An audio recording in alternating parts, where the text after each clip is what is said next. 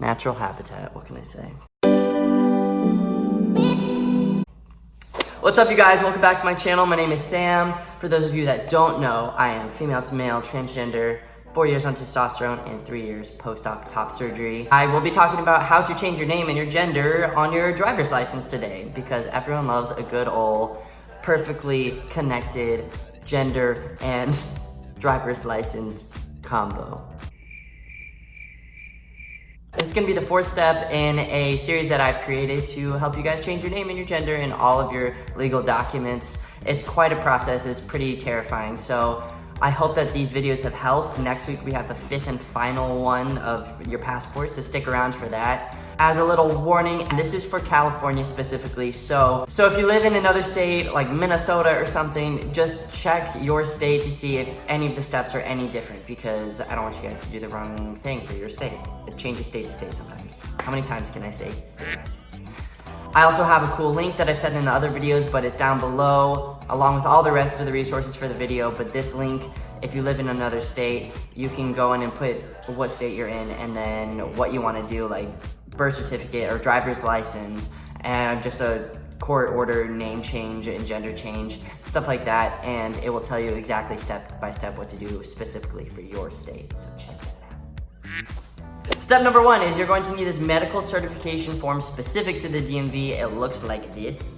Your physician needs to fill it out. You fill out the top part, they fill out the bottom part, but this has to happen before you go to the DMV. You can pick it up at the DMV, or a lot of doctor's offices carry it. Mine did. I didn't even have to go to the DMV before having to go back there to fill out everything and turn in all my forms, which is awesome. So definitely check with your doctor's office and see if they just already carry it, and you can have your physician fill it out, and all you have to do is go up and pick it up. Save yourself time and energy, because that was half of the reason why my experience of the DMV sucked, is because it just took forever for him to fill it out, and then he filled it out wrong. I had to go back. I couldn't figure out where to pick it up, so they told me a different place. Anyways, mine was all complicated. Step number two is you're going to want to make an appointment for the DMV, because ain't nobody want to wait in line for 5 hours. Just don't do it. Make an appointment. Step number three, you're gonna wanna get a bunch of these forms together like we've sent into the other places like Social Security, birth certificate. It's like a packet of forms that you're gonna wanna have ready to give to the DMV people when you go.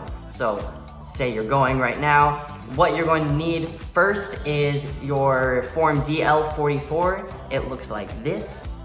Unfortunately, you can't get it online. You can only get it at the DMV. So when you go, you'll have your packet of forms, and then they'll give you the form DL44, and you'll fill it out right there. It's really easy. It's just like an application for a new driver's license. So it's all like the very generic information, I believe.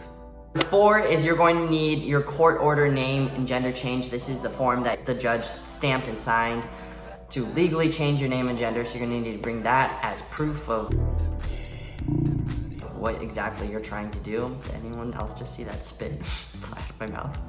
Sorry. Step number five, you're going to need your physician's letter. I say just bring this. It's not required because you already filled out that medical certification with your physician's stuff, but like I said in all the rest of the videos, the more the merrier. So I would say bring in this physician letter. If your physician doesn't know what the heck to put, which would be weird because they should know what to put, but if they don't, I have a link down there with a template on exactly what they can put with, and they just have to fill in their office and their information, but it tells you exactly what is needed, because there is certain information that's required in order for it to work. So there's the template, go check it out if you need one.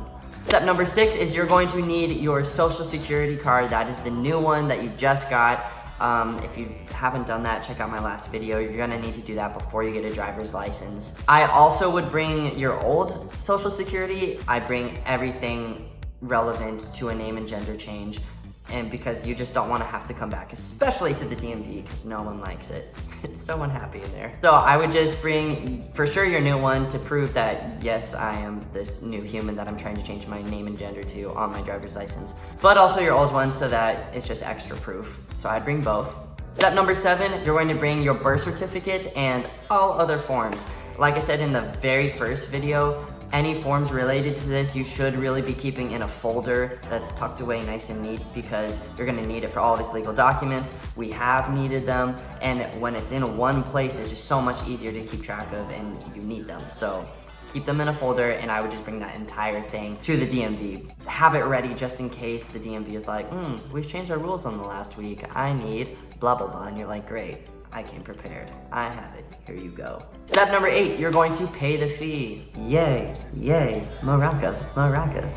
It's honestly not that bad, it's $28, and I believe because in California, you have to get this thing called like the real ID, and we all have to do that, I believe, by like October of 2020. By you changing your name and gender, you're basically just skipping this extra step of having to go back to the DMV again for the real ID. You might as well just get it now. So anyway, a new driver's license in general is $28, but with that comes the real ID, I believe. So enjoy the new one. Step number 9 is you're going to need to get your fingerprint scanned. Real easy, you just like, done.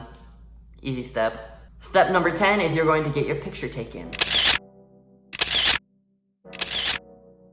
This is what mine looks like. I look like the happiest person in the entire world because my DMV experience, unfortunately, was absolutely horrific. I had to go like multiple times.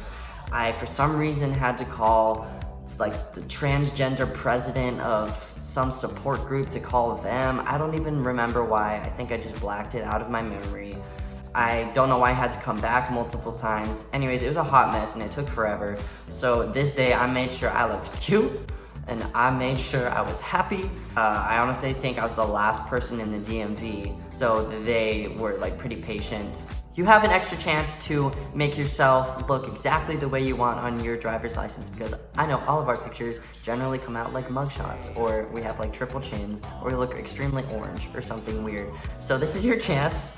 You are the brand new you. Look cute, be yourself, be happy, smile big. Chances are your photo will come out fantastic because you're like extra prepared. Step number 11 is you're gonna be issued a temporary license, which will last you, I believe, about 90 days. And just keep that on you in the car at all times. I just tucked it in my like side door so that I just always had it. And then they'll also give you a receipt for you buying a new driver's license and everything as extra proof. So just keep those in your car, because if you're stopped by a cop, you obviously need to have the temporary driver's license, but also the receipt helps as well. Step number 12 is it's going to take about 2 weeks to process and get to you. I would allow 2 to 4 weeks because the DMV just sucks. Mine actually, I believe, came in 2 weeks, but I would maybe after 3 weeks call them and check the status if it's not there. In the meantime, you still have your temporary, so you're okay, but you don't want it to go past 90 days because that's how long your temporary is valid. Make sure you check around 3 weeks if you don't have it, and then check again at 4 weeks and just keep bothering them. But mine easily came at 2 weeks. They're usually pretty good about it from my experience. So you'll have your new driver's license in about 2 weeks. So get stoked, y'all. Yeah, guys, that's it. Honestly, this is one of the more annoying steps because you just initially dread going to the driver's license place, also known as the DMV, Sam. But yeah, no, like seriously, everyone dreads going there. So I hope having all these forms together and knowing exactly what to bring and the fee and everything kind of helps your experience, because honestly, seriously, mine was really bad and it took so long and I had to call weird people, like I said, and I don't even remember why, but we're just gonna forget that. I hope your experience is a lot better than mine ever was. I hope you have a great day. I hope you stick around for the next video. Next week is going to be focused on changing your name and gender legally on the passport, which is pretty easy, but it's just specific forms. So I'll help you on that. Again, all of the resources are down below, links, forms, everything like that down below. So go check that out to help your experience. I love you so much. Thank you so much for watching, and I'll see you next week. Okay, bye.